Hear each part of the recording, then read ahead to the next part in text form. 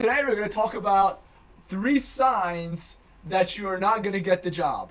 These are pretty basic, but some people can't tell, and they are necessary to talk about. The first sign you're not going to get the job is the passing of time.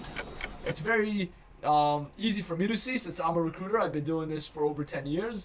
But the passing of time is a leading negative indicator. Let's say you interviewed on Monday. If you haven't heard anything by Friday, it's not a good sign. If you haven't heard anything by 2 weeks have passed by, it's even a worse sign. Now, don't get me wrong.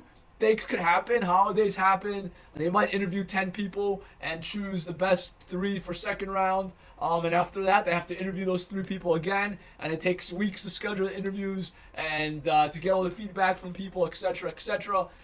There are exceptions.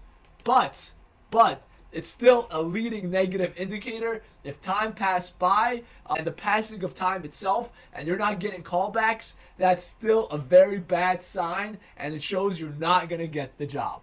The second indicator that you didn't get the job is what happened during the interview. And what I mean specifically is, are you argumentative with the hiring managers during the interview?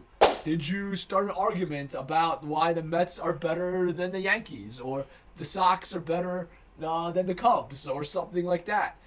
Did you start arguing with them about IT theory? What's the best way to architect the solution? Instead of proposing a solution to their questions and listening for feedback and smiling and moving on, you started arguing with them. That is also a bad sign. When you and the hiring manager leave in a negative state of mind, that is also a very bad sign. A third bad sign that you're not going to get the job is when salary is brought up and you want way too much money than they're willing to pay. So if you, for example, want a base salary of, let's say, $100,000, and they are only paying $75,000 for this role, that's a really bad sign that you're not going to get the job. Now, don't get me wrong, I've seen this happen in the past where you interview for the role and they love you, they think you're fantastic, they think you're a better fit than everybody else, and they're willing to pay you that extra 20 grand, 25 grand, 30 grand, maybe even more, but I see that rarely. I see that happen only once or twice a year. Do you know how many people we hire? We hire over 60 people a year, and that's just new config. The organization that I lead. And I've been doing this for 10 years, right? 60 times 10, we've hired over 600 people. I haven't seen this happen often enough. That's a very bad sign that shows that most likely you're not going to get the job.